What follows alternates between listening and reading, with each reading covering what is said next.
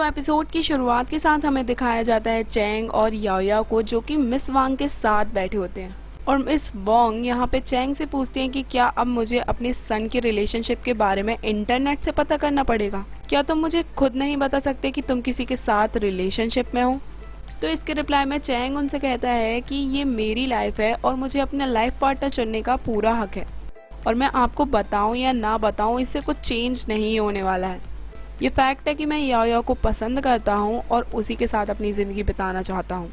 तो इसके रिप्लाई में मिस वांग उससे कहती हैं कि हाँ, मैं मानती हूँ कि इससे ज़्यादा कुछ फ़र्क नहीं पड़ेगा, पर एज अ मॉम मुझे तुम्हारे बारे में पता रहना चाहिए। और फिर यहाँ पे वो याओया और चैंग को वार्न भी करती हैं कि तुम लोगों को काफ़ी कुछ झेलना पड़ेगा, क्योंकि जो भी अभी कुछ इंटरनेट पे चल रहा है तुम लोगों को लेकर, उससे देखकर यही लगता है कि तुम्हें आगे चल के और डिफ़िकल्टीज़। तो इस पे चैंग रिप्लाई करता है कि फ्यूचर में कोई भी डिफ़िकल्टीज़ आ जाए हम दोनों साथ में मिलकर उसका सामना करेंगे। और चैंग की ये बात सुनकर मिस वांग भी काफ़ी खुश होती है।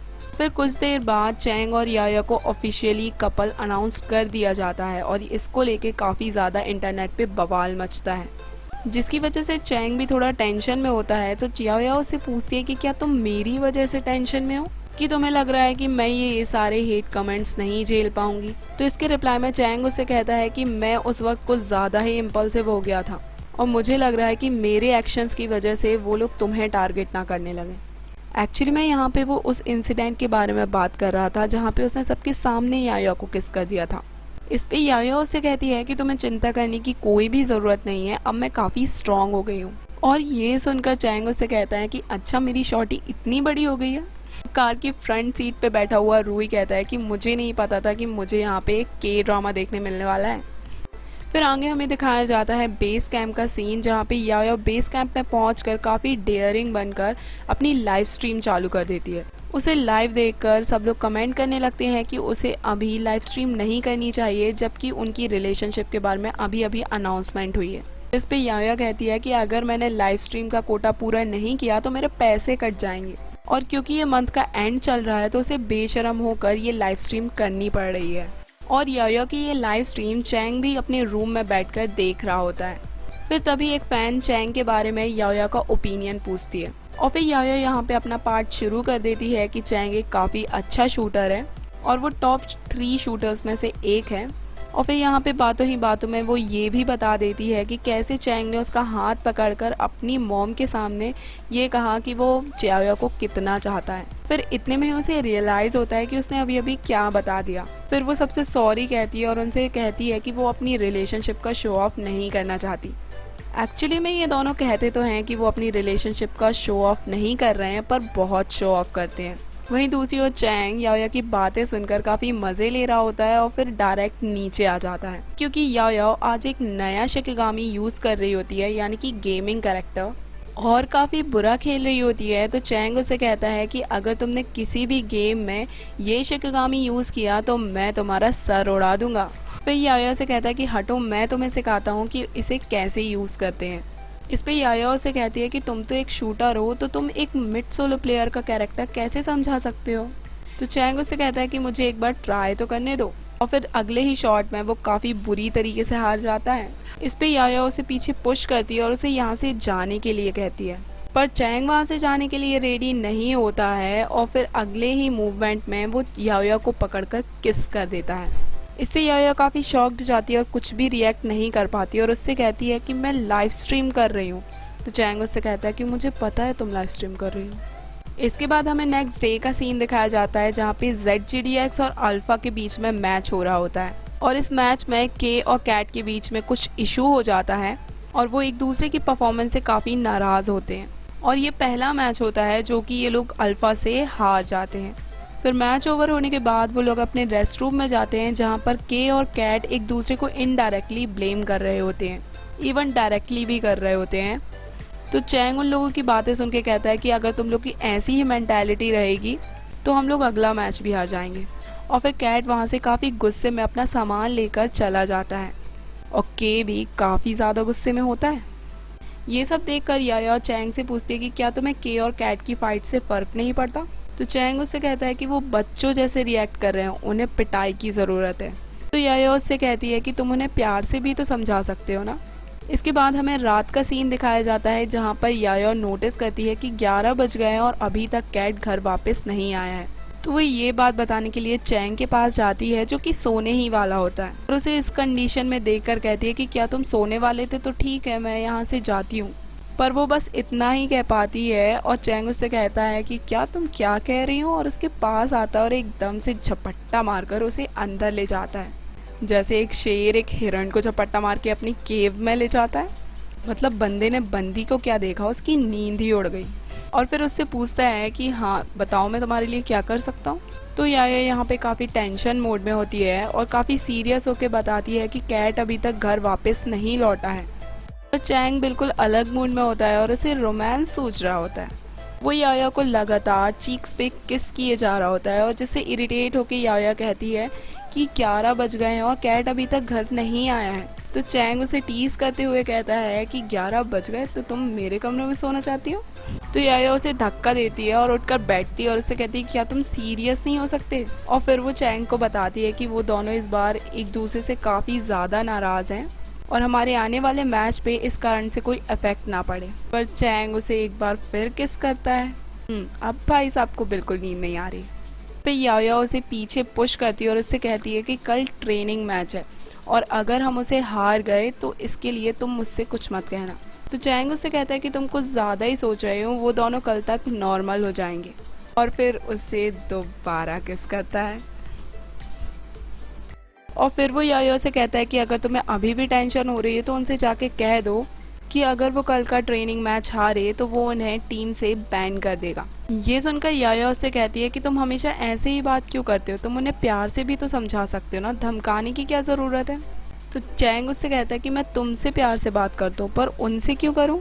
तो याया उससे कहती है कि तुम मुझसे भी प्यार से बात नहीं करते थे, तुम मुझे भी टॉन्ट करते रहते थे। तो इस पे वो उससे कहता है कि मैं कैप्टन के तौर पे प्यार से बात नहीं कर सकता। और फिर वो यहाँ पे फिर से याया को किस करता है, जिसके बाद याया उसे पुश करती है और वहाँ से चली जाती है, ये कहकर कि आगे का मैटर वो खुद ही हैंडल कर लेगी।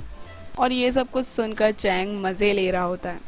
वहीं दूसरी ओर फाइनली कैट वापस बेस कैंप लौट आता है और अपने रूम में ना सोते हुए वो अपने काउच पे सोता है। और याया उसे वहाँ हॉल में देख लेती है और उसके पास जाकर उससे कहती है कि तुम्हें अपने रूम में जाकर बेड पे सोना चाहिए। और क्योंकि उसका रूम पार्टनर के होता है तो वो आज हॉल में ही सोने वाला था।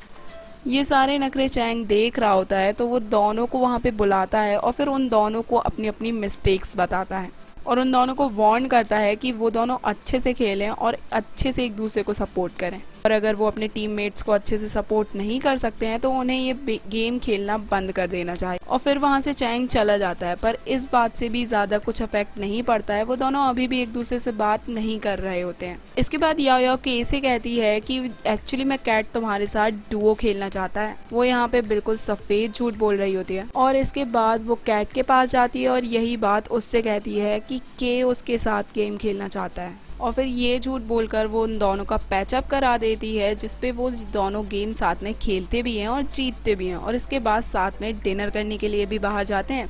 ये सब देखकर याया काफ़ी खुश होती है और चैंग को मैसेज भेजती है कि उसने अपना काम कर दिया है। फिर आगे हमें दिखाया जाता है कि याया अपने रूम में बैठकर नेट सर्फिंग कर रही होती है और तभी वहाँ पे चैंग पहुँच जाता है, जिससे याया अपना लैपटॉप तुरंत ही बंद कर देती है और चैंग उससे पूछता है कि आखिर तुम देख क्या रही थी।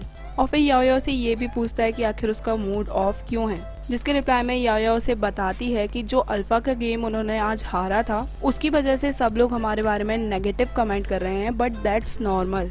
पर अब उन लोग कह रहे हैं कि हमारे रिलेशनशिप की वजह से ये सब कुछ हो रहा है और मेरा तुम्हारे साथ रहना अनलकी बता रहे हैं। इस पे चैंग उसे समझाते हुए कहता है कि ये सब बुलशिट है और जैसे ही हम लोग नेक्स्ट मैच जीतेंगे तो ये सब कमेंट आने बंद हो जाएंगे, तो इसलिए इन सारे कमेंट्स पे ध्यान मत दो और अपनी प्रिपरेशन पे ज़्यादा ध्यान दो। इसके बाद हमें नेक्स्ट डे का सीन दिखाया जाता है जहाँ पे रूई चैंग को बताता है कि उसका इंटरव्यू होने वाला है, जिसके लिए चैंग साफ इनकार कर देता है। पर रूई उससे कहता है कि उसे ये इंटरव्यू देना बहुत ज़रूरी है। फिर फाइनली चैंग इंटरव्यू देता है और उससे यहाँ पे पूछा जाता है कि इस मैच के हारने की वजह से कैट और के बीच में क्या कोई फाइट चल रही है और इससे आपकी टीम पर क्या इम्पैक्ट पड़ा है। इसके रिप्लाई में चैंग उनसे कहता है कि हार जीत नॉर्मल है और अब सब कुछ ठीक है। पर फिर वो रिपोर्टर चैंग से पूछती है कि आखिर इस हार का मेन रूट कॉज क्या था। क्योंकि नेट पे बताया जा रहा है कि आपके रिलेशनशिप की वजह से आप लोग ये मैच हारे हैं। ये सुनने के बाद चैंग का दिमाग खराब हो जाता है और वो बोलता है कि अच्छा। और इसके रिप्लाई में चैंग उससे कहता है कि मेरा और याया का रिलेशनशिप मेरा प्राइवेट मैटर है और इससे हमारी परफॉर्मेंस और टीम पर कोई भी असर नहीं पड़ रहा है। इस पर वो इंटरव्यू चैंग से कहती है कि पर आपके फैंस यही कह रहे हैं कि आप याया की वजह से अच्छे से फोकस नहीं कर पा रहे हैं। ये सुनकर तो भाई चैंग का दिमाग खराब हो जाता है। मेरे जो फैंस जो भी ऐसा सोचते हैं कि मेरे रिलेशनशिप की वजह से ये लॉस हुआ था, वो मुझे अभी के अभी वीवो पे अनफॉलो कर दें और मुझे आगे भी सपोर्ट करने की कोई ज़रूरत नहीं है और अब तक के सपोर्ट के लिए उनका शुक्रिया। और हाँ, मुझे पर्सनल मैसेज भी भेजने की कोई ज़रूरत नहीं है क्योंकि मुझे कोई रिग्रेट नहीं होगा अगर आप मुझे अनफॉलो करेंगे तो। इस पर इंटरव्यूअर उससे कहती है कि आपको अपने फैन से सॉरी कहना चाहिए, वो आपके फ़ैन हैं। तो इस पे चैंग उससे कहता है कि आखिर मेरी माफ़ी मांगने की वजह क्या रहेगी लेकिन। और फिर अपने फ़ैन से कहता है कि मैं ज़रूर माफ़ी मांगूंगा अगर मैं ये चैम्पियनशिप हार जाऊंगा तो, पर अभी के लिए मैं कोई भी माफ़ी नहीं मांगना चाहता। और फिर यहाँ पे वो अपने हेटर्स और फैन दोनों को ही एक आखिरी बार वार्न करता है और उनसे कहता है कि अगर आप लोगों को लगता है कि आप ऐसे बुलशिट कमेंट करके आसानी से भाग जाओगे तो ऐसा बिल्कुल भी नहीं है और अब मैं इन फ्यूचर इसके खिलाफ स्ट्रिक्ट एक्शन लूँगा। और एट लास्ट वो ये भी कहता है कि अगर आप लोग ये सोचते हो कि मैं एक अच्छा इंसान हूँ और ये सब कुछ मैं हैंडल कर लूँगा, तो नहीं, मैं बिल्कुल भी अच्छा इंसान नहीं हूँ और मैं ये चुपचाप हैंडल नहीं करने वाला। फिर इसके बाद ये इंटरव्यू वायरल हो जाता है और कंपनी के बिग शेयर होल्डर्स की मीटिंग बुलाई जाती है जिसमें रूई और यूमिंग से रीज़न पूछा जाता है कि आखिर वो इस मैटर को हैंडल क्यों नहीं कर पा रहे हैं अच्छे से, और वो दोनों इसके बदले कुछ भी जवाब नहीं दे पाते और बस चुपचाप खड़े रहते हैं। वहीं दूसरी तरफ याया की मॉम भी काफ़ी परेशान होती है उसके लिए और उसे बार बार कॉल करके पूछती है, जिसके रिप्लाई में याया उन्हें बताती है कि वो बिल्कुल ठीक है। वहीं दूसरी तरफ चैंग को भी अपनी मॉम का कॉल आता है और वो उसे समझाने की कोशिश करती हैं कि अभी भी कुछ ज़्यादा नहीं बिगड़ा है, वो अब भी अपने डैड का बिजनेस संभाल सकता है। जिसके रिप्लाई में चैंग उनसे कहता है कि उसने अपना रास्ता चूज कर लिया है और इस पर वो अकेले ही चलेगा। और इसी के साथ ये एपिसोड यहीं पे एंड हो जाता है।